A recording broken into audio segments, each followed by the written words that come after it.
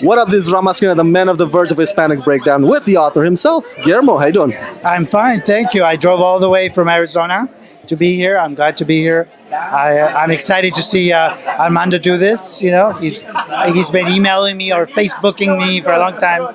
So it's really exciting to be able to be here in LA, to be able to see it.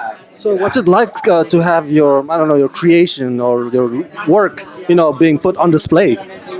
Well, it's exciting. It's always exciting to see one of your plays done, and I think that it gives life to the play, something that I just wrote down in words. So like an out-of-body experience? It kind of is. Yes, exactly. I mean, I've seen it done with other actors, and I've seen it done in different ways. But every time there's something thrilling about seeing it again with another interpretation, another actor who brings a new life into it. So that's one of the reasons I came. You mentioned interpretation, so I take it you're not a stickler about like, oh, you got to do it this way. No, you're doing it the wrong way. No, like that to the interpretation. No, I'm not sure I'm a stickler about anything. I think it's exciting to see people do different interpretations. I mean, unless it completely ruins it, which I don't think would be the case. Yes. I think for the most part, you have to give your director and your actor some leeway in the way that they will interpret it. I think as long as there's integrity to that whole process, I think I'm fine with that. Yeah. Now, about the story itself, the plot itself, sounds moving, sounds inspiring.